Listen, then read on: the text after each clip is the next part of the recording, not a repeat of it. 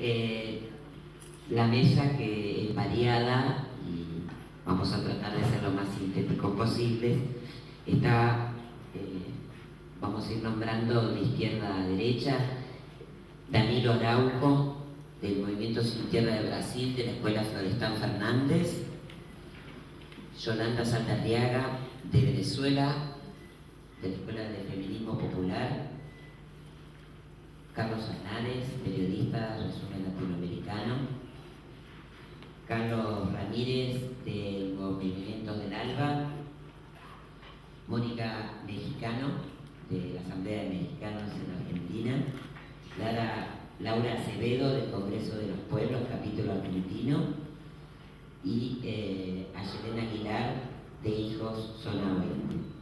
Así que, bueno, vamos a dar el micrófono, quizás en el orden en que estén sentados, o quien quiera empezar a hablar.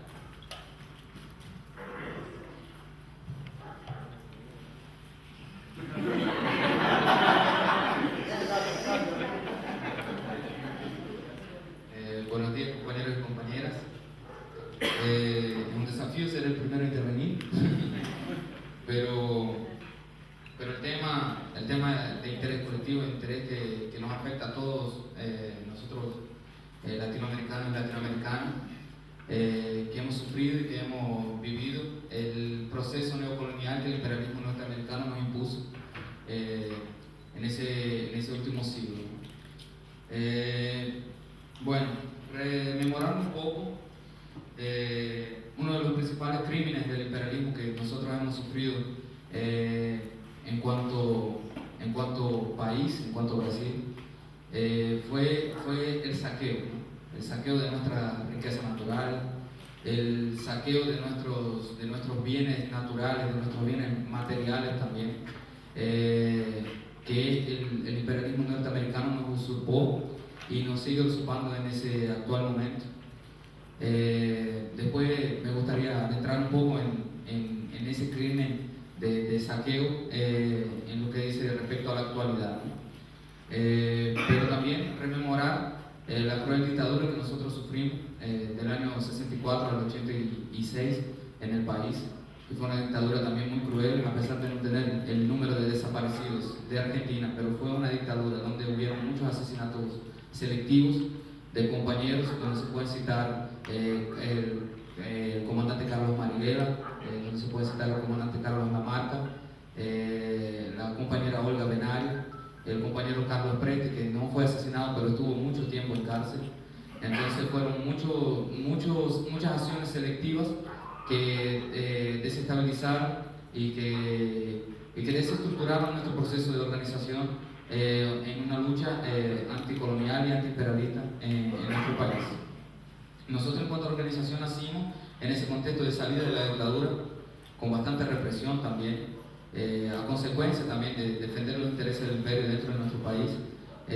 Sufrimos esa represión, pero ante la necesidad, ante la pobreza extrema generada por el periodo de la dictadura militar, por el despojo de los campesinos de la zona del campo, debido a la megalomanía de los militares de poseer grandes terrenos, grandes pedazos de tierra improductibles, y también de defender los grandes latifundistas del país, defender los intereses de los grandes latifundistas del país. Nosotros nos atrevimos y nos entregamos a la lucha de la ocupación de tierra, que ha generado una organización de la clase campesina, del sector campesino en el país, y que después, si un primer momento nosotros peleábamos contra ese latifundista, contra la gran concentración de tierra, que no está desanexado del proyecto del capital, también nos dimos cuenta de que eso hace parte de la intervención del proyecto imperialista en América Latina. Entonces, dentro de ese contexto, nosotros fomentamos la emancipación de la clase trabajadora, ¿no? Siempre estuvimos insertados en los procesos del campo, en los procesos de la ciudad, por la liberación de nuestro pueblo brasileño. En ese contexto más actual, ya que ya rememoramos parte de los crímenes que hemos sufrido, nosotros estamos bajo un asedio y una investida del imperialismo dentro de nuestro país en ese momento. Tuvimos desde el 2002, con la elección de Lula, un periodo de políticas progresistas, ¿no? de conciliación de clase y distribución de renta en nuestro país, y eso generó determinada estabilidad sociopolítica dentro de nuestro país, pero la burguesía nacional, aliada a los grandes intereses del capital internacional y a los intereses del imperio en nuestro continente, viene con una embestida durísima, tanto en el ámbito político, con una articulación muy fuerte de los medios de comunicación, del Ministerio Público, principalmente de dos estados, que sería São Paulo y Paraná, y con el Supremo Tribunal de Justicia, de un intento de golpe de Estado institucional en nuestro país en los días de hoy. Nosotros hacemos la lectura, una lectura para nada inocente, de que hay intereses todavía sobre nuestras materias primas, sobre nuestros productos naturales y sobre también las vastas extensiones de tierra que nosotros tenemos en nuestro país para fomentar el agronegocio. Sabemos todos que la Petrobras es una compañía que sigue teniendo capital mayoritario estatal y que recientemente descubrió un pozo de petróleo muy grande en las costas de Bahía, llamado el Presal, que tiene capacidad para fornecer durante bastante tiempo petróleo para nuestro continente y para exportar por el mundo. Sería una gran fuente de ingresos para el capital nacional, y que está siendo amenazado ahora de privatización en nuestro país. El ex gobernador de São Paulo y actual congresista José Serra ya entró con un proceso de privatización de la Petrobras. Ante eso vemos que ese intento de golpe no está apartado de esa ambición por la Petrobras que tienen las grandes compañías del petróleo, que el principal interesado de eso sería Estados Unidos. Entonces entramos en una batalla actualmente muy fuerte con la campaña El Petróleo es Nuestro, que junto con los trabajadores de la Petrobras, con el sindicato de trabajadores de la Petrobras, nosotros de la MST venimos encarando en esos últimos periodos. Los trabajadores son contra la privatización, pero hay sectores de la burguesía nacional anexados a los intereses del imperio que lo quieren privatizar. Además de eso, tenemos también otro crimen que es un crimen que afecta no solo a lo social, a lo político del país, sino a lo ambiental, ayudando a aumentar o a contribuir que se incremente la crisis ambiental que hemos sufrido en nuestro continente, que es el proyecto de la minería, de la mega minería a cielo abierto en nuestro país. Hoy a la región norte y centro-oeste del país está siendo comida, la superficie terrestre de esos territorios está siendo comida para extracción de minerales. Pudimos ver ahora, hace poco tiempo, el gran desastre que hubo con la presa de Mariana, que mató a varios compañeros de la comunidad de Mariana en Minas Gerais, y que ha tenido consecuencias naturales terribles, porque provocó el asesinato, literalmente hablando, de un río que tenía una gran biodiversidad y más de 700 kilómetros de extensión. Hoy en ese río no hay vida ninguna, y nosotros vemos que los grandes responsables por ese crimen ambiental todavía siguen en libertad, no han sufrido ningún proceso, y esa semana el Supremo Tribunal de Justicia suspendió las investigaciones sobre ese gran crimen ambiental. Entonces, ante toda esa coyuntura, ante todo ese desafío, venimos a denunciar nuevamente esos actuales crímenes que el imperialismo, a través de sus grandes multinacionales, a las cuales los Estados Unidos obedecen sus intereses, vienen provocando en nuestro país y en nuestro continente. Así que se viene un periodo de resistencia, un periodo de lucha muy fuerte ante esa embestida de la derecha, y con nuestro principio de internacionalismo democrático, o con el internacionalismo proletario, estamos acá para consolidar esa lucha en cuanto continente. Muchas gracias.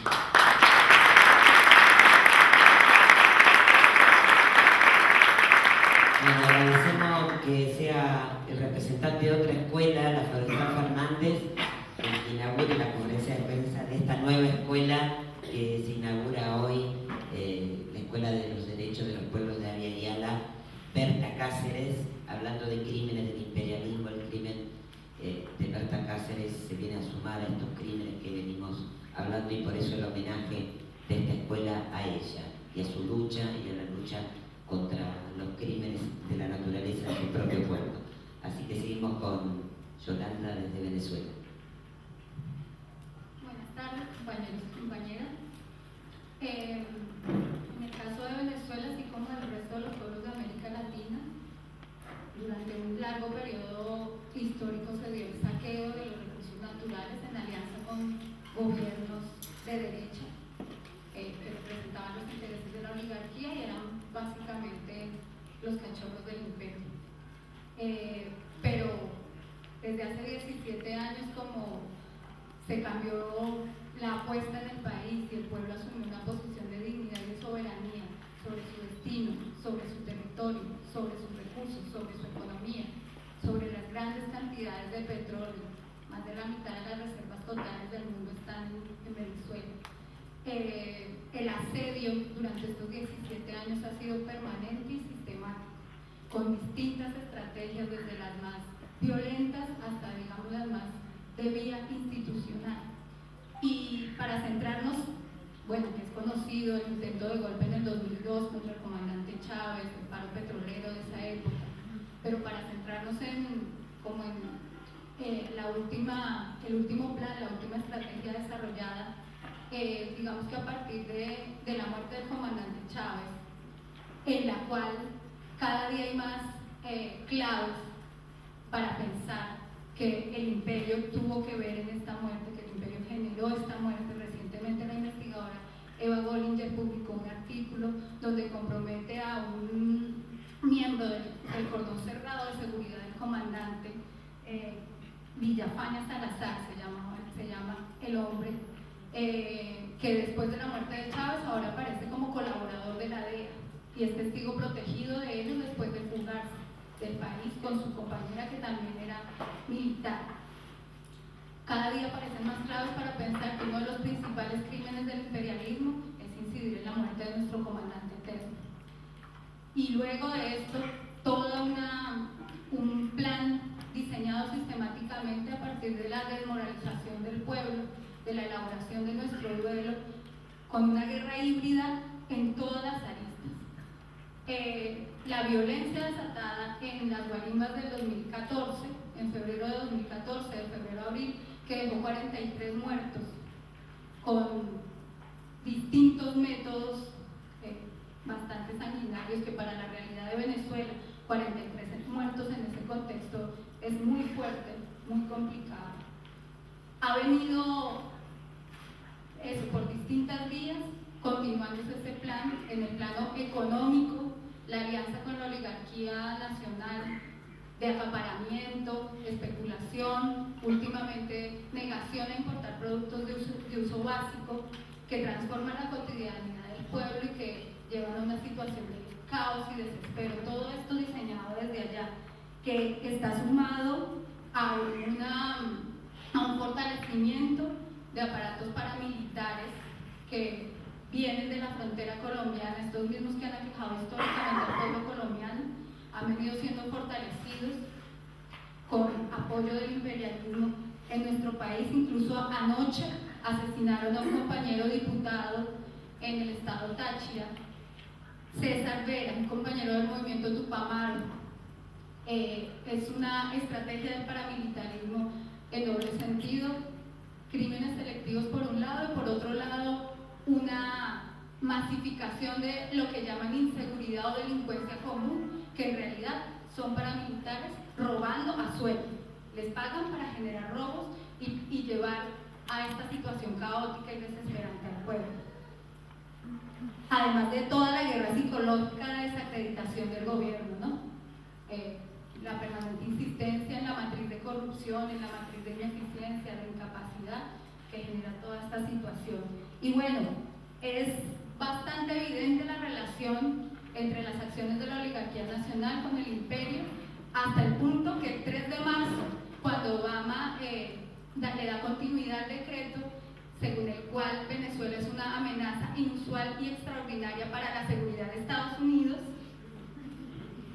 esto se hace el 3 de marzo, y el 8 de marzo la Mesa de la Unidad Democrática, que es el espacio de articulación de la derecha, emite un comunicado donde da los pasos o las diferentes vías por medio de las cuales van a lograr salir de Maduro. Una diferencia de 5 días entre los jefes y los ejecutantes locales.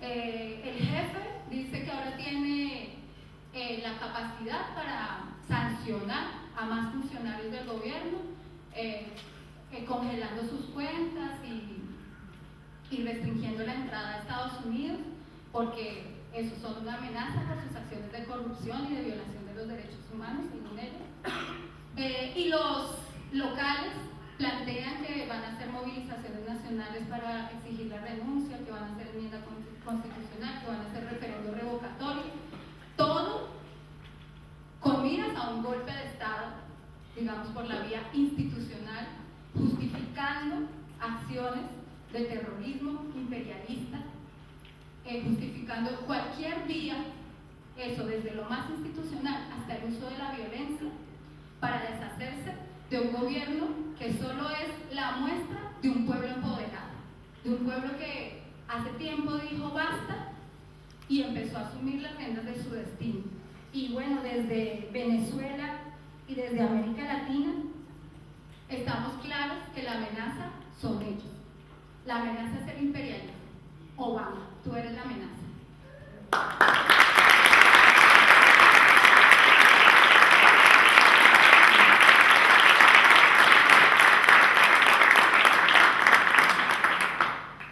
Bueno, desde la escuela también hemos elaborado un documento que se llama Frente a los crímenes del imperialismo norteamericano, Memoria, Verdad y Justicia, que va a estar circulando entre los estudiantes de la escuela que hoy se inaugura, y también los medios, la red de medios alternativos, los grandes medios que parece que no les mandamos el mapita, no pudieron llegar, y así que vamos a hacer lo posible por que se difunda, y aparte como material de estudio, de pensar que todo este recorrido del imperio norteamericano en los crímenes, ¿no? Andan varios GPS, y la zona sur de la ciudad de Buenos Aires hay problema. Bueno, y ahora le damos la palabra a Carlos Andares, periodista de Resumen Latinoamericano. Bueno, buenas tardes compañeras, compañeros, gracias por el espacio. Estamos recordando 40 años de la institucionalización de una de las dictaduras más tremendas, cívico-militar, religiosa, empresarial, mediática, que sufrió nuestro pueblo. Y una pequeña reflexión sobre ese momento. Nosotros venimos de esa época. Nosotros peleábamos por las mismas razones que se pelean hoy. Peleábamos contra el imperialismo, peleábamos contra el capitalismo. No teníamos tan claro lo del antipatriarcal, todavía no se había hecho raíz en nuestras organizaciones, pero obviamente estaba sobrevolando en muchas de las relaciones que teníamos compañeros y compañeras en ese momento. Bienvenido que lo hayamos incorporado entre nuestros enemigos. Y había una pelea que era fundamental, que era la de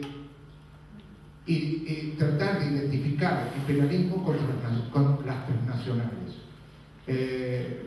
Las transnacionales que estaban presentes en todos nuestros países y que eran las que arropaban económicamente los golpes de Estado para institucionalizar las dictaduras. Lo vimos en Chile, lo vimos en Uruguay, lo vimos en Argentina. Recordábamos estos días, con la presencia de Obama, que el imperialismo norteamericano fue un factor fundamental en la puesta en marcha de estas dictaduras. La embajada norteamericana funcionaba como una oficina de atención 24 horas por 24 de políticos, empresarios, militares, de cada uno de estos procesos para generar las matrices de opinión. Obviamente estaban también los medios, para generar las matrices de opinión de que los procesos políticos que se daban en ese momento no podían contener el caos y sobre todo permitían que el bichito del comunismo se colara por todas las rendijas del muro que ellos pretendían construir. Para frenarlo, allí estaban las dictaduras. Fue prácticamente un plan latinoamericano, también tenía su correlato mundial. Y digo todo esto porque ahora estamos en presencia, 40 años después, de también un plan estratégico que nos engloba a todos y a todos.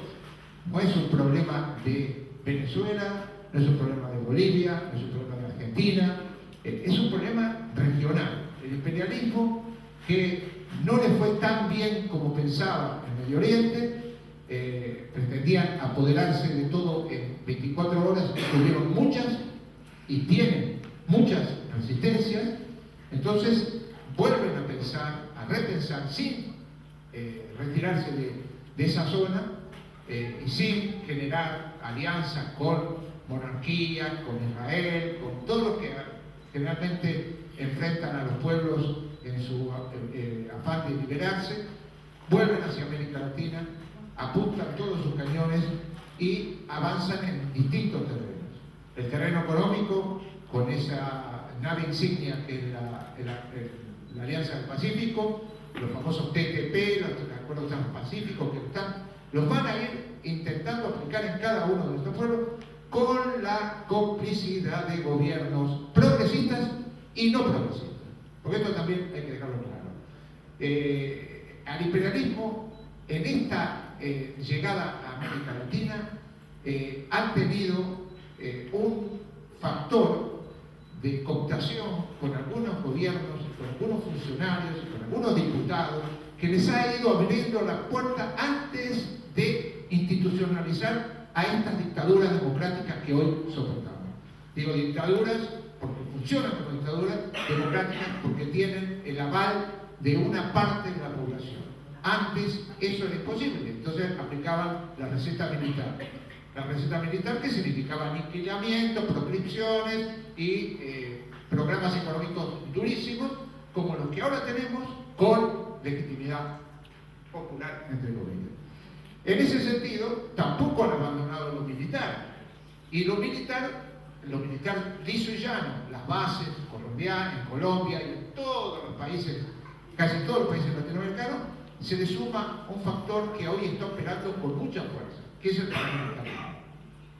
Yo decía afuera ahí en un pequeño grupo que estábamos tirando puntas para esto también, los marines de hoy son las transnacionales.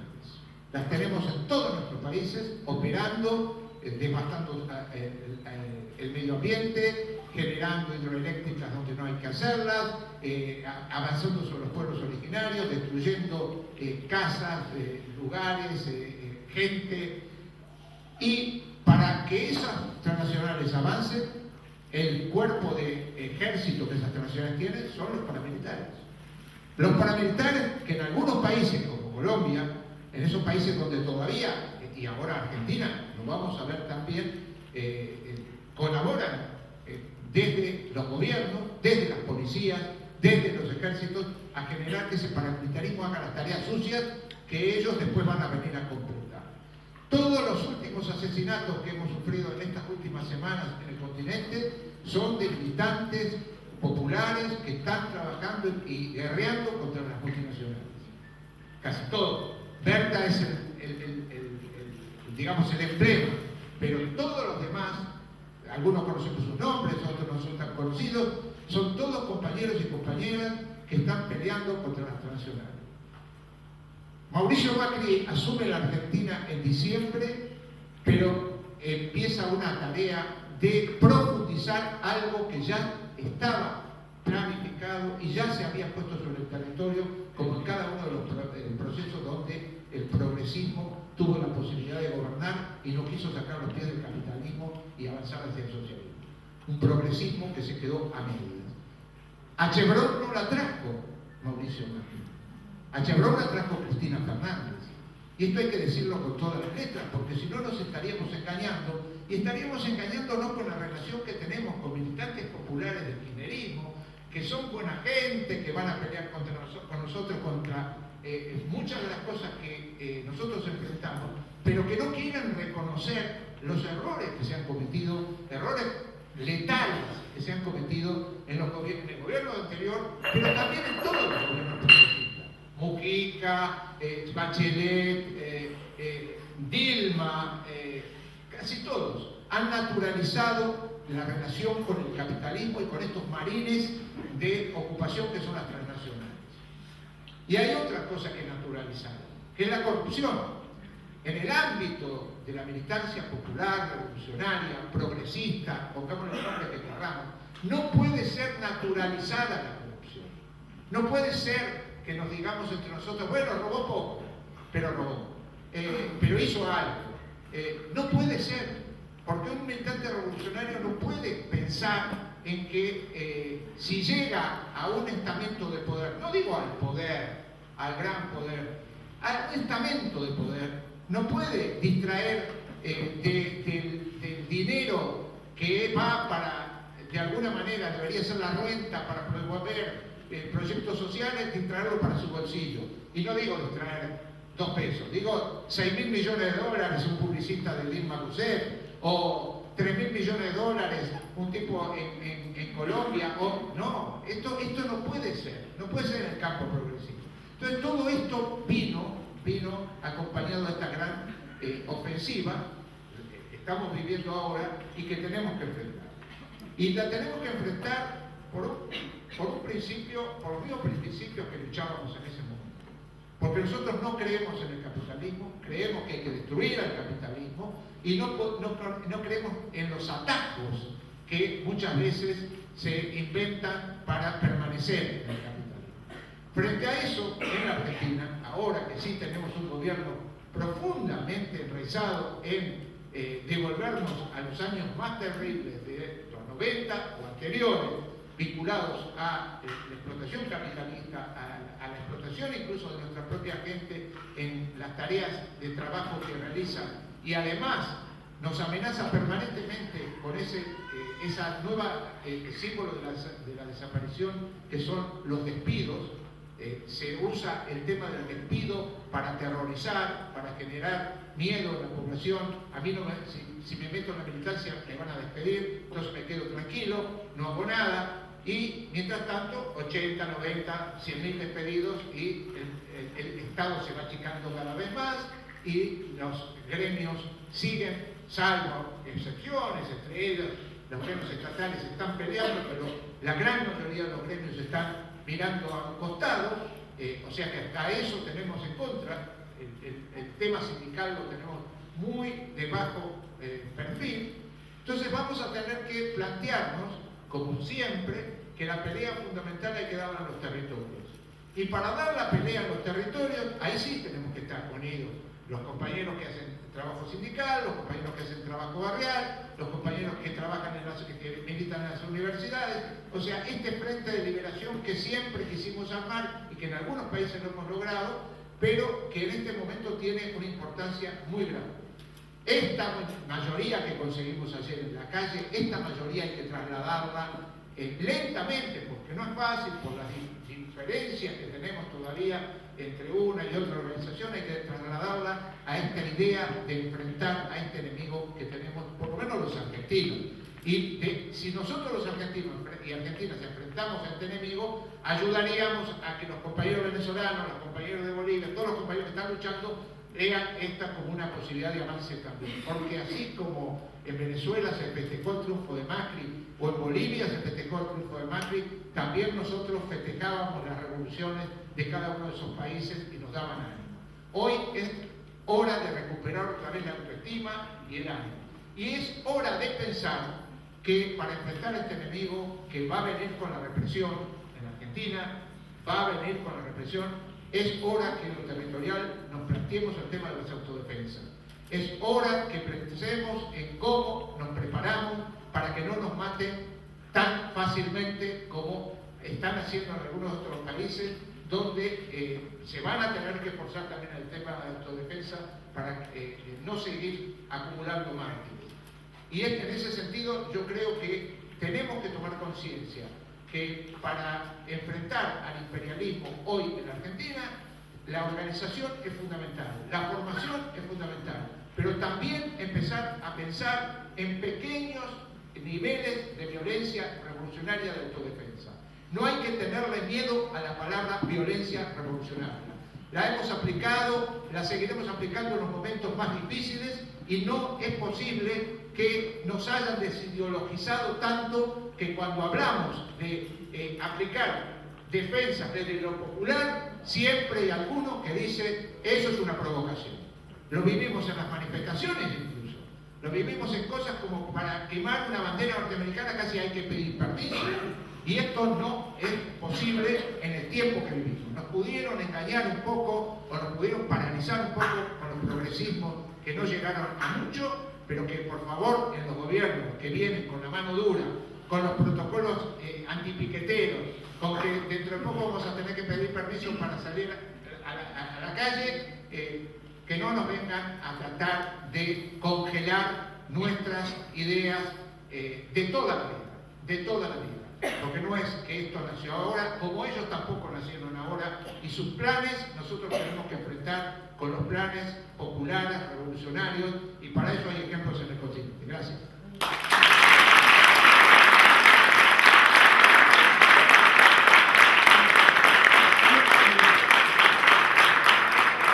En el continente, en su momento, frente a la propuesta del imperialismo del ALCA, surgió el ALBA, ¿no? El ALBA que te lleva con esa palabra, como el florecer, el nacer, ¿no? Y bueno, acá nos viene, está invitado representando a los movimientos sociales del ALBA, el compañero Carlos Ramírez Jiménez, Ramírez Jiménez. Buenas tardes, compañeros, compañeras. Yo soy Carlos Ramírez, soy parte del equipo de la Secretaría Operativa del Movimiento Social hacia el ALBA.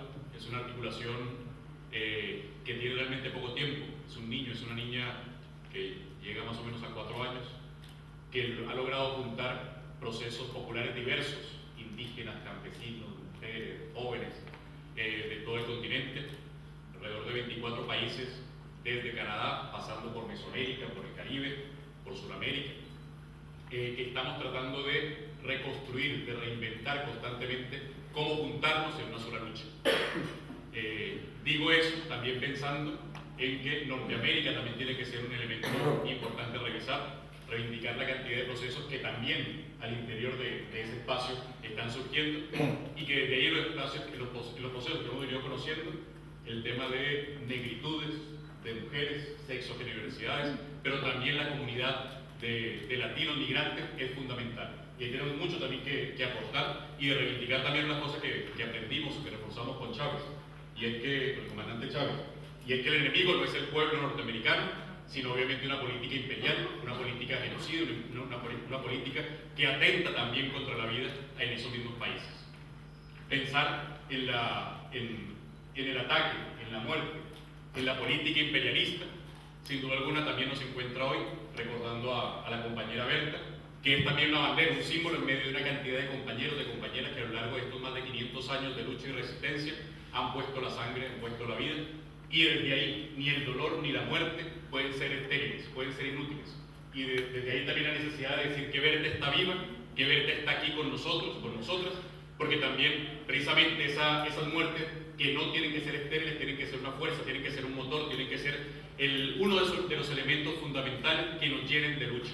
Lamentablemente, cuando nos están matando, cuando nos están atacando, a veces cuando nos juntamos. Y digo lamentablemente porque al parecer necesitamos a veces que nos maten compañeros y compañeras para juntarnos.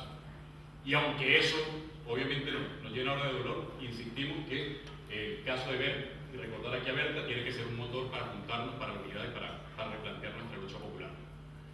Pensar en el imperialismo es por supuesto pensar o darnos cuenta que el imperialismo no construye de forma casual, por ejemplo, lógicas en las que los medios de información y culturales tienen una misma línea y una misma matriz y un mismo accionar en todo el continente.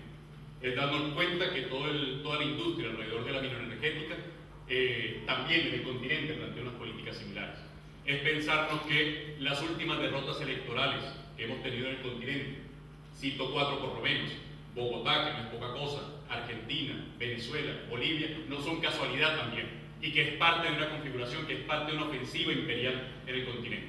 Y que junto a eso, ya Carlos lo mencionaba hace un poco, la cantidad de muertos y de historias que se reproduce en Mesoamérica, que se reproduce en Brasil, que se reproduce en Venezuela, en Colombia, en Chile, también sin duda alguna en Argentina, en la que o nos matan de forma directa y en forma abierta como un asesinato político, pero también en la que nos están matando, enmascarando nuestras muertes con la excusa de bandas que se confrontan o con el tema del narcotráfico, hace parte de ese exterminio sistemático, esa muerte sistemática para atacarnos y para obligarnos, para separarnos, para dividirnos.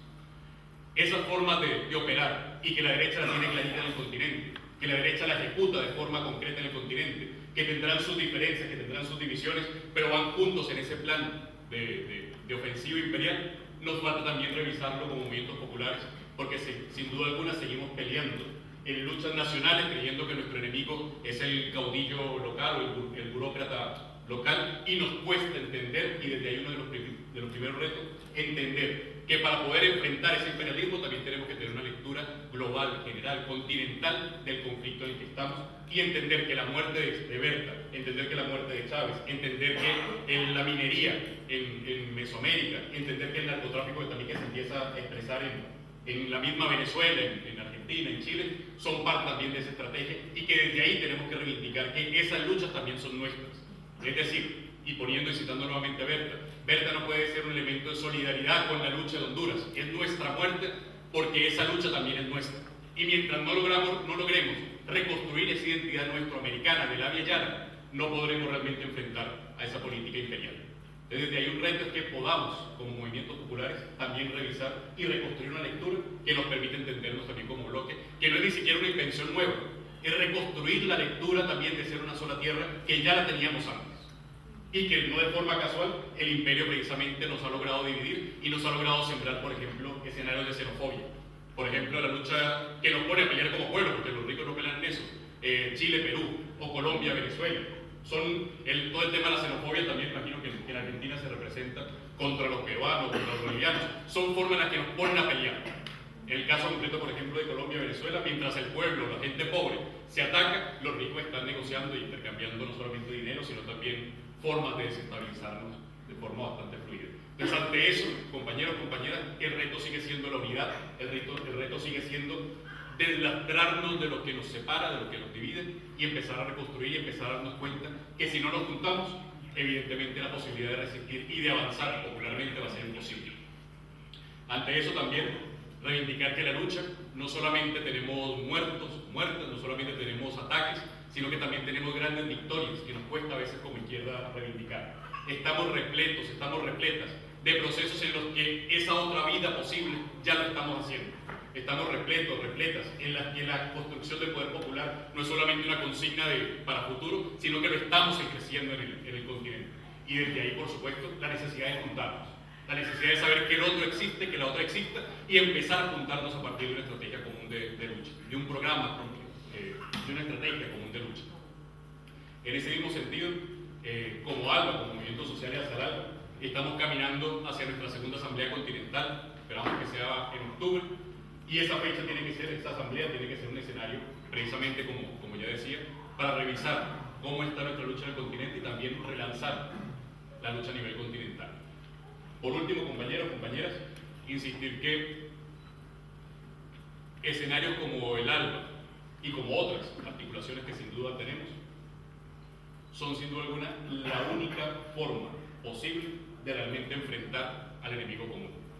Ninguna lucha nacional o que pretenda ser nacional va a lograr la liberación de su lucha si no logramos trascender esas fronteras que nos inventaron y desde ahí construir evidentemente la de hermandad, que además, y lo hablamos también hace un rato, nos permiten reencontrar no solamente los conceptos que nos juntan, sino especialmente los afectos que nos juntan, las miradas que nos reconocen como hermanos, como hermanas en esa construcción, y poder reconocer que la lucha en cualquier parte del continente es mía no solamente por una consigna guevarista, sino porque la vivo, porque la sufro, porque también el agua que se está quitando en una parte del continente es el agua que también nos está matando. Reconocer que el petróleo que quieren explotar en algún continente, en alguna parte del planeta y del continente, es también parte de los recursos que nos están matando. Entonces, compañeros, compañeras, muy agradecido de la oportunidad de estar acá, reconociendo que estos espacios sin duda van caminando hacia ese otro mundo posible que también, insisto, ya lo estamos viviendo en este mismo ejercicio, en este mismo hecho. Celebrar la unidad popular, celebrar que en medio del recuerdo también, por ejemplo, de los 40 años de la dictadura en Argentina, se celebra también la gente en la calle, la masividad en la calle, la gente en lucha, y esos son también trincheras que tenemos que levantar, que contar, porque no solamente estamos llenos de llanto, de tristeza, sino que en esa también celebramos la vida y la construcción de un mundo posible.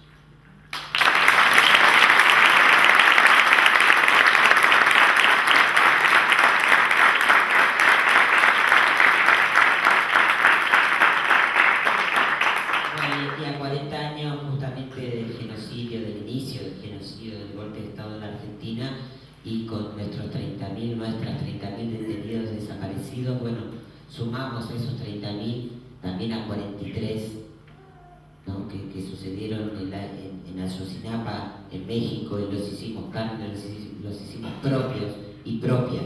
Y entonces le vamos a dar la palabra desde la Asamblea de Mexicanos y Mexicanas en Argentina, Mónica Mexicana. Bueno, compañeras, gracias por la invitación, gracias por pedirnos que la palabra que viene desde México tenga un lugar acá. Para nosotros es muy importante poder transmitir lo que sucede en México. Como bien decía Mirta, ayer marchamos junto con ustedes portando los rostros de los 43, hermanándonos en esta lucha contra el terrorismo de Estado. Levantamos la consigna de terrorismo de Estado nunca más, ni en México, ni en Argentina, ni en toda América Latina. Les agradecemos también por habernos acompañado, por haber estado presente y continuar con la exigencia de justicia y también continuar con la exigencia de aparición con vida de nuestros compañeros. Bueno, hablar de Estados Unidos y del tema México es larguísimo, pero es fundamental para toda la política mexicana. La cercanía con Estados Unidos ha sido tremendamente determinante. No hay cosa que se mueva en la política de los de arriba en México si no es con la aprobación, ¿no?, la censura del gobierno estadounidense. Si bien en México no hubo una dictadura como tal, como en el Cono Sur, sí hubo lo que se puede llamar una dictadura blanda, ¿no?, que tuvo la misma metodología de terrorismo de Estado. Desde las décadas del 60 vimos desapariciones forzadas, torturas, ejecuciones extrajudiciales, en distintos lugares del país, del territorio. Si bien había varios grupos armados, insurgentes, guerrilleros, que algunos a la fecha todavía continúan, esta política represiva fue extendida para todo el movimiento social mexicano.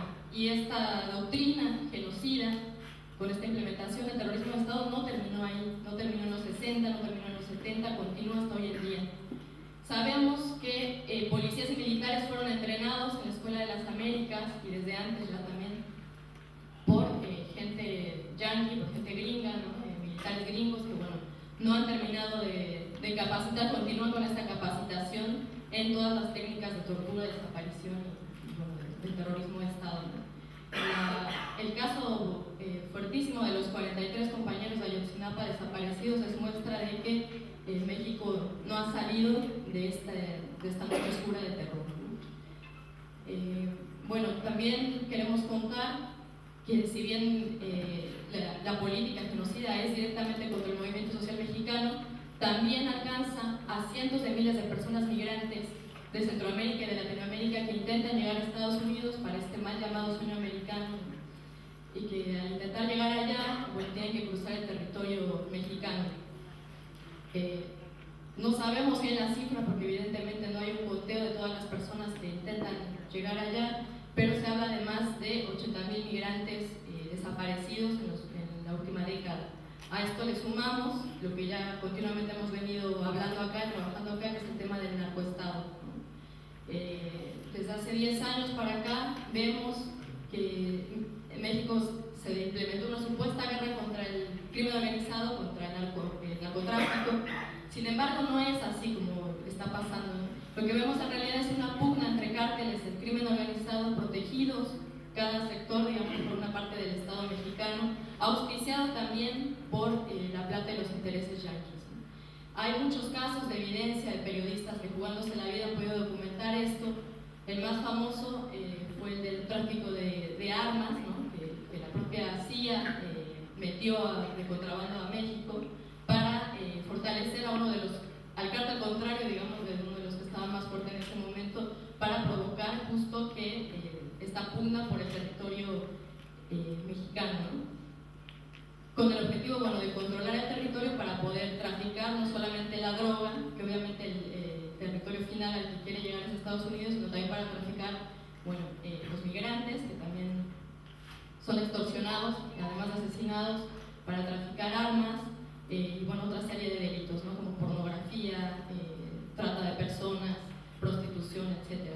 Entonces, bueno, vemos que está copado, digamos, todo el territorio mexicano por los intereses yanquis, por el crimen organizado que está vinculado directamente no solamente con las grandes empresas transnacionales, sino con el objetivo del gobierno estadounidense.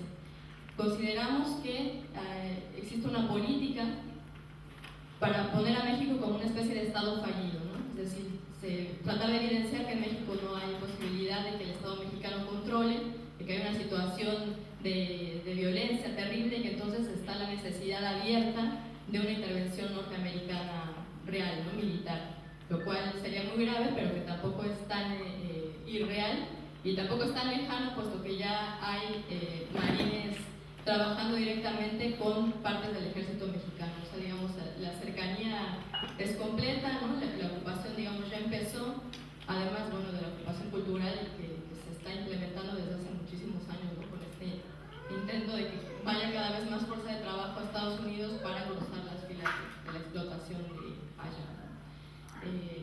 También hemos comentado ya en otras ocasiones que nosotros vemos esta política de narcoestado como una continuación de lo que fue el Plan Cóndor en América Latina.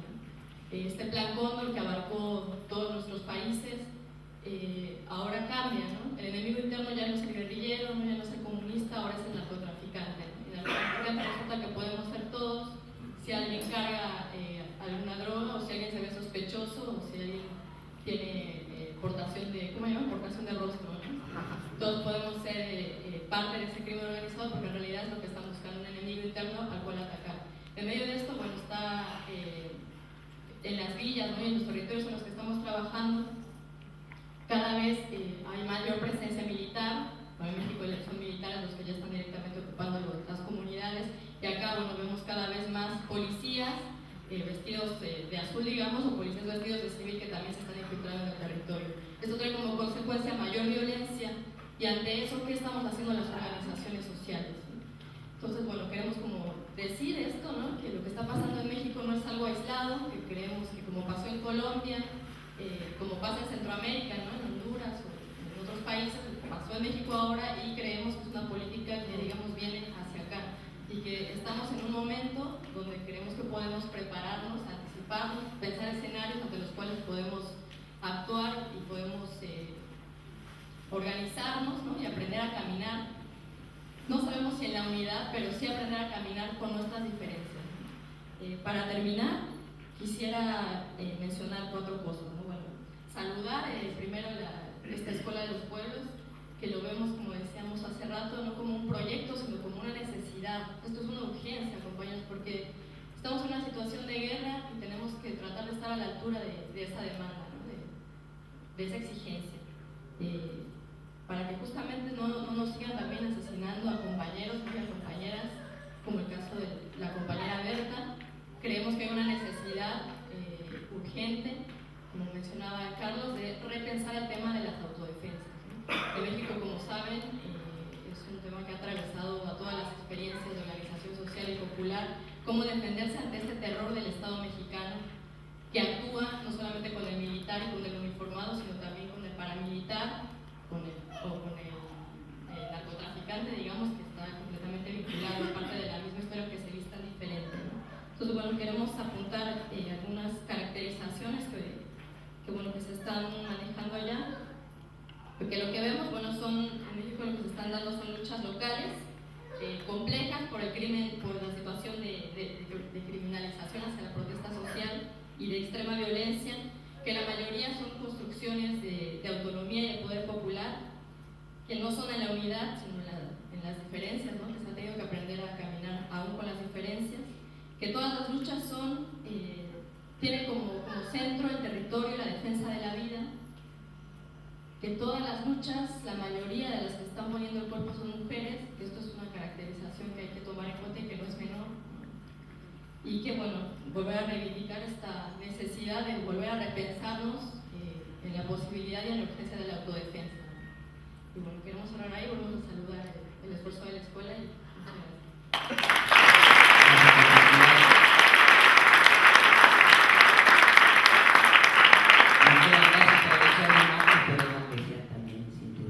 muchas gracias. Y le damos la palabra a una compañera que viene de un país que ha sido laboratorio de las políticas norteamericanas.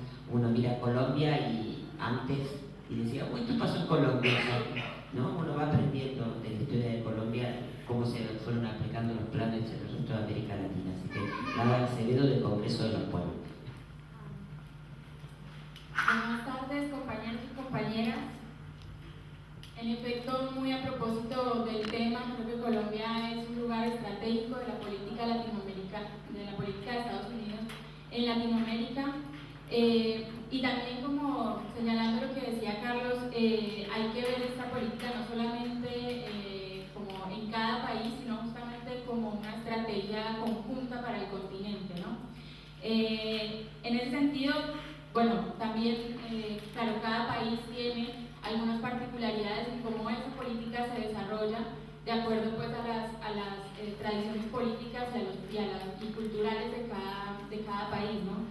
Y en ese sentido Colombia, pues justamente y a propósito del proceso de paz, ha tenido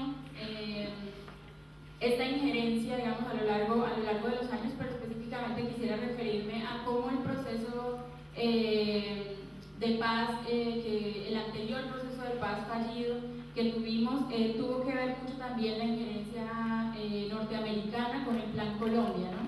Y cómo se volvió todo menos una política antinarcóticos como pretendían mostrarla, y sí en cambio todo un presupuesto de guerra, de contraguerrillas, pero además sobre todo quisiera señalar antisubversiva.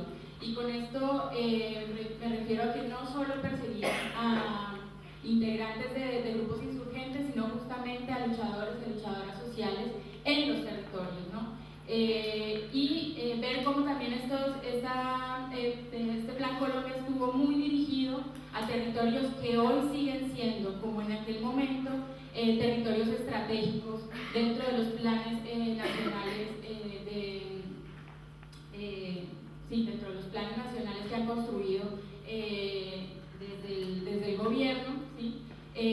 Por un lado, por ejemplo, con Álvaro Uribe Vélez eran las zonas de recuperación, digamos, donde había más presencia militar, y ahora esos mismos territorios, pues, igual que en aquel entonces, pero siguen siendo una política justamente por el tema, por ejemplo, de las locomotoras mineras, ¿no? Y entonces volvemos a atravesar esa mirada continental en donde, bueno, la megaminería, las multinacionales están teniendo una presencia muy alta en los territorios, pero además están teniendo la puerta abierta para que entren de los gobiernos justamente que se están instaurando, y en Colombia, bueno, los que vienen de años atrás. En ese sentido, relacionándolo con el proceso de paz actual, nos preocupa enormemente cómo entonces ya no es el Plan Colombia, sino el Plan Paz, ¿no? Denominado ahora, pero es el mismo presupuesto para la guerra de Estados Unidos disfrazado con otro contexto actual que le recoge, ¿no? Y ahí vemos cómo, por ejemplo, en los últimos años hemos visto, y sobre todo incluso podemos hasta decir en el último mes, con gran preocupación el asesinato de líderes y de lideresas territoriales, ¿no? O sea, veíamos justamente también, no solamente de los grandes líderes visibles de los procesos sociales, sino también de personas que defienden el territorio y que a veces se nos escapan, digamos, esos nombres, pero que están ahí justamente haciéndole frente a las multinacionales, haciéndole frente al paramilitarismo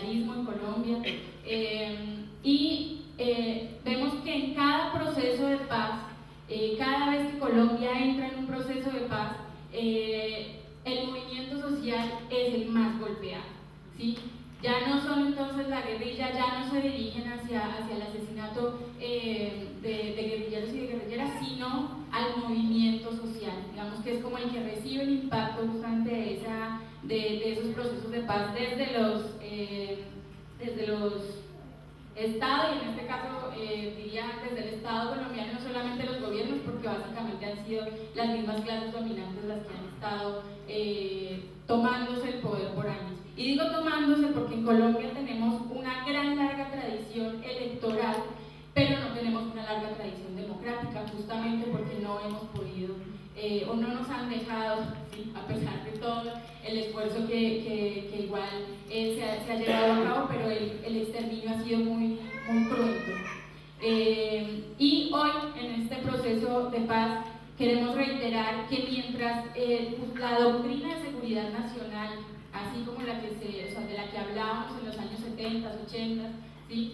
Y que hoy tiene quizás otros nombres, pero esa misma doctrina, que en el fondo es el mismo plan, mientras eso no se desmonte, no será posible hablar de una paz estable y duradera en Colombia. Evidentemente tenemos que hablar de un cambio de estructuras, y para eso está, digamos, el movimiento social y popular colombiano en este momento, poniéndolo sobre la mesa, diciendo que se tiene que ampliar la mesa de La Habana y que tiene que discutirse con el pueblo colombiano ese cambio de estructura, obviamente digamos, apoyando completamente el proceso que se está llevando en La Habana, pero también decimos y compartimos, como se ha venido planteando, que esa doctrina de seguridad nacional tiene que ser acabada y tiene que ser anulada, digamos, dentro de las políticas estatales y militares colombianas, ¿no? Y esto quiere decir básicamente que el paramilitarismo también debe ser desmontado. Digamos que ese sería como el fuerte, y que, bueno, quería hablar a propósito de las guerras del narcotráfico, decir justamente acá en Argentina, o sea, relacionándolo, vemos como pues en Colombia todavía seguimos hablando, o sea, sigue hablando de la construcción del enemigo interno, ¿no? Y mientras persistan las guerrillas, puede ser como una, digamos, esa figura de enemigo interno no cambia en Colombia, pero sí cambia esa figura del enemigo interno, que la lógica se mantenga en otros países. Y vemos como aquí en Argentina también, desde que llega Macri al poder, empieza a hablar entonces de la necesidad de aumento de la fuerza pública, de luchar contra el narco, ¿sí? Y vuelve y entonces juega que ese narco es esa representación, como decía Mónica, de las personas que habitan los territorios, de quienes están llevando a cabo luchas sociales, de los chicos, de los pibes, de las pibas, como dicen acá. Entonces, bueno, ¿quiénes son esos sujetos que siguen encargando o que siguen poniendo el cuerpo, digamos, frente a esas políticas represivas en todos nuestros países? Y bueno, para que Mirta no me regañe, simplemente, bueno, decir que estamos precisamente en el año del amor eficaz, retomamos la lucha de Camilo Torres, el ejemplo que nos dejó Camilo Torres, y creo que qué mayor momento para traerlo que de la inauguración de la Escuela de los Pueblos Abya Yala, y justamente a construir a partir de las diferencias, pero no profundizar en lo que nos separa, sino poder construir a partir de lo que nos une.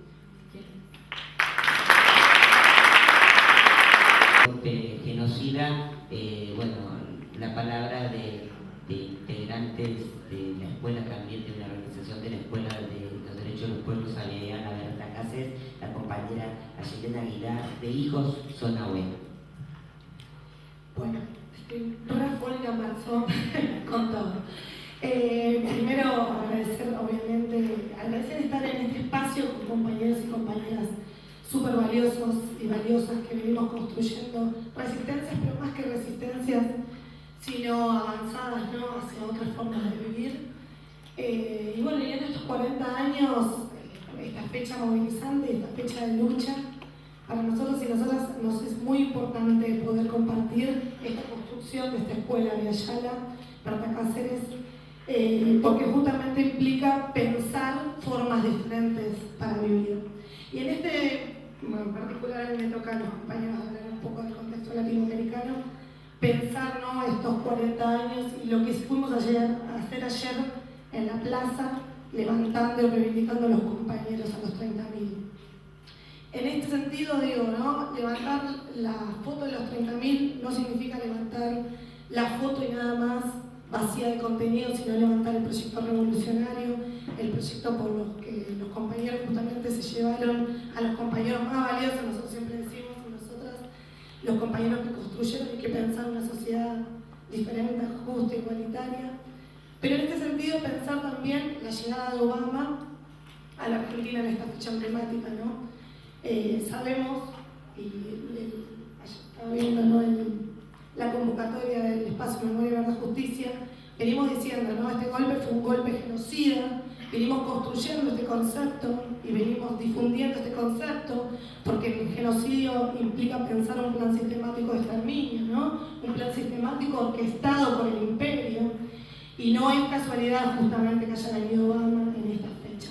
No es casualidad porque quieren justamente amedrentar, ¿no?, estas resistencias y estas formas que estamos construyendo y que estamos logrando. A mí me parecía muy interesante lo que decían los compañeros de pensar, ¿no?, esta lógica de los populismos, ¿no? Los populismos cómo vinieron o trataron de también amoldar, cooptar estas resistencias o estas, bueno, decir, por las resistencias parece siempre que estamos en la resistencia y no en la avanzada, sino estas formas de construcción diferentes.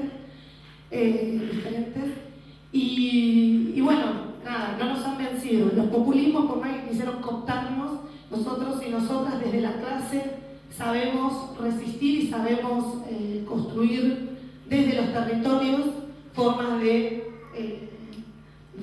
apuntar hacia justamente construcción del poder popular.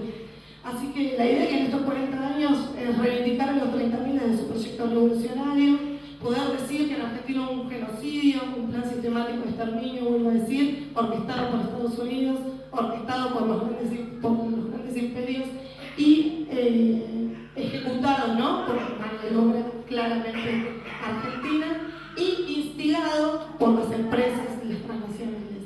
Esa construcción, digo, por eso siempre jodemos con el genocidio, esa construcción del otro negativo dentro de la sociedad, ¿no?, el delincuente subversivo en ese momento, y como decían las compañeras en Latinoamérica, el narcotraficante, y en nuestro país el chorro, el pibe chorro, o ahora los militantes, ¿no?, con todas las nuevas leyes antiprotesta, hacen también, ¿no?, la construcción de un otro negativo hoy en nuestra sociedad y en toda Latinoamérica. Bueno, ¿cómo salimos a combatirlo? Me parece que estos son los lugares, ¿no? El lugar de construcción de la Yala, el lugar de articulación entre los diferentes movimientos y aquellos que estamos en el territorio peleando por formas diferentes de vivir.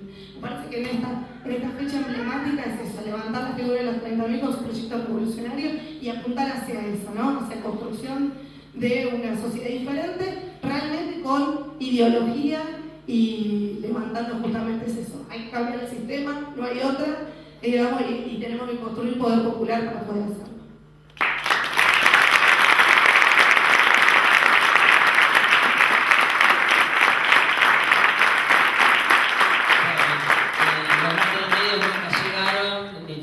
Pero no hay nadie abajo de los radios medios, así que pero sí está abajo la comida para los que estamos desde la mañana y le vamos a pedir sí una colaboración solidaria con la comida, o sea, a un aporte a voluntad de unos 100 pesos, una aporte a voluntad. Acá Carlos quería decir algo. Una cosita muy cortita. Estamos en un homenaje a los 30.000, estamos en un homenaje a Berta. Y yo creo que también tenemos que recordar que hoy, hace 39 años, caía en combate a Rodolfo Walsh, que para nosotros...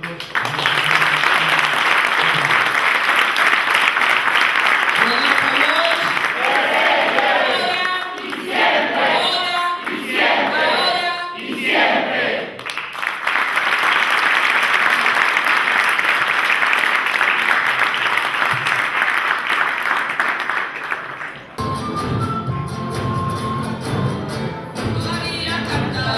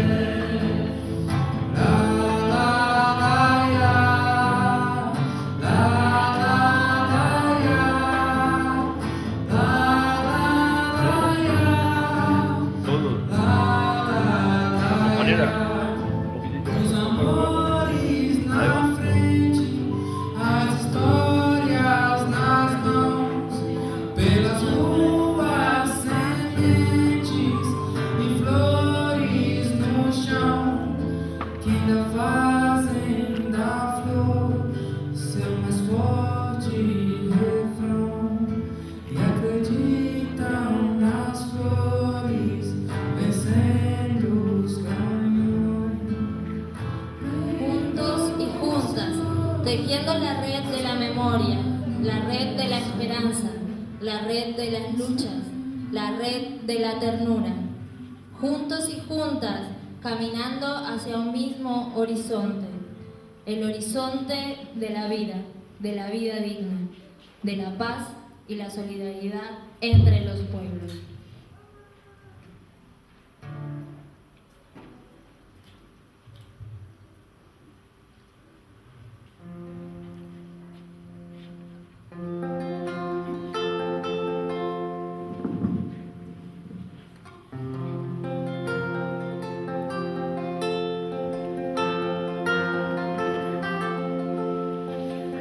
Tantas veces me mataron, tantas veces me morí, sin embargo estoy aquí resucitando.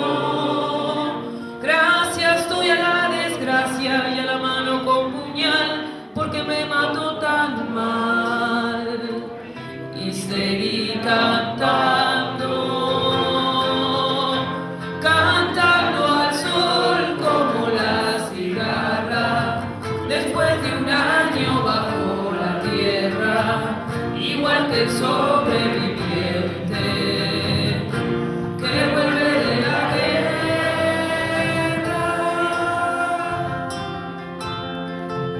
Tantas veces me borraron, tantas desaparecí, a mi propio entierro fui sola y llorando. Hice un nudo en un pañuelo, pero me olvidé después que no era la última vez. Y volví cantando, cantando al sol como la cigarra, después de un año bajo la tierra, igual que sobreviviente que vuelve de la guerra.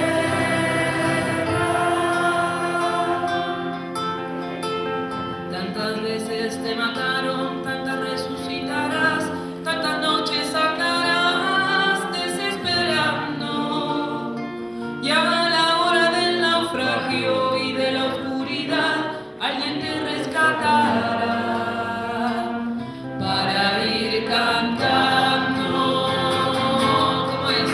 Cantando al sol como la cigarra, después de un año bajo la tierra, igual que sobreviviente que vuelve de la guerra. Cantando al sol como la cigarra, después de un año bajo la tierra, igual que sobreviviente que vuelve de la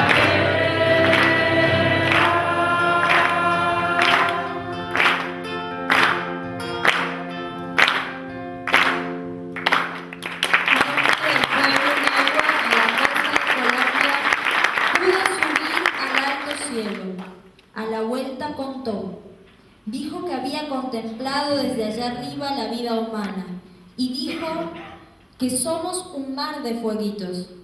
El mundo es eso, reveló, un montón de gente, un mar de fueguitos. Cada persona brilla con luz propia entre todas las demás. No hay dos fuegos iguales, hay fuegos grandes, fuegos chicos y fuegos de todos los colores. Hay gente de fuego sereno, que ni se entera del viento, y gente de fuego loco, que llena el aire de chispas. Algunos fuegos bobos, no alumbran ni queman, pero otros arden la vida, con tantas ganas que no se puede mirarlos sin parpadear. Y quien se acerca, se enciende. Nombramos a todos esos fuegos que nos intentaron arrebatar.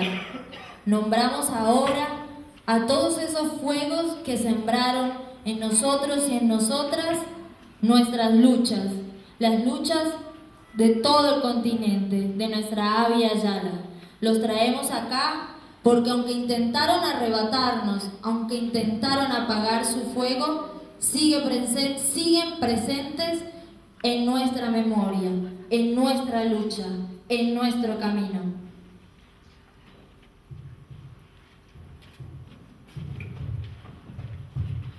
Compañeras y compañeros desaparecidos en la última dictadura cívico-militar.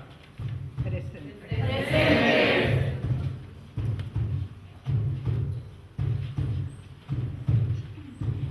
Darío y Maxi. Presente. Silvia Suco. Presente. Luciano Ruga. Presente. Juan Fontealma. Presente. Julio López. Presente. Diana Palma y toda la chica desaparecida, ¿dónde están? Presente. Berta Cáceres. Presente. 43 compañeros desaparecidos y un muerto de Ayotzinapa. Presente. Las compañeras víctimas de feminicidio. Presente. Miguel Ragones, detenido desaparecido el 11 de marzo del 76 en Salta. Presente. Mariano Ferreira. Presente. Carlos Labarca. Presente. Roselín Núñez. Presente. Olga Benal. Presente. Carlos Mariquela. Presente.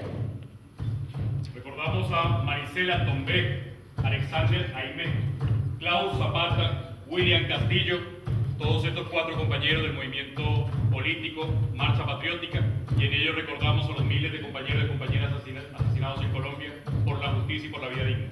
Presente.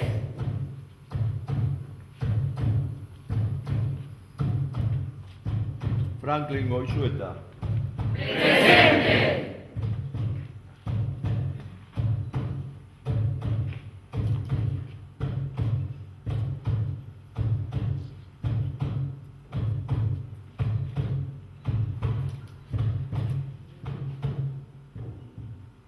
Por todos los compañeros latinoamericanos caídos.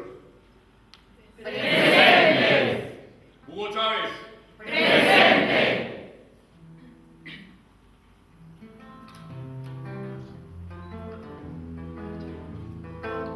Camilo Torres. Presente. Mercedes Lano. Presente. Soledad Barret. Presente. Camilo Cienfuegos. Presente. Diana Zacayán. Presente. Por todos los compañeros y compañeras vascas y vascos asesinados por el terrorismo de Estado. Presente. Los 17 compañeros muertos en la masacre de Caracas. Presente. Todos los compañeros y compañeras asesinados por el gatillo fácil. Presente. Celestina Jara y Julieta Lila Cochipé, mujeres indígenas GOM, asesinadas por la Gendarmería 9 y 10 de diciembre del 2012, Formosa, Argentina. Presente. Carlos Fuentealba. Presente. Martínez López y Ángel Verón del Chaco. Presente. Rodolfo Walsh. Presente. Mario Roberto Santucho. Presente. Haroldo Conti. Presente. Javier Barrio Nuevo. Presente. Teresa Rodríguez. Presente. Víctor Choque. Presente. Norma Rostito. Presente. Digna Ochoa. Presente. Embarelcado. Carlos Pedraza. Presente.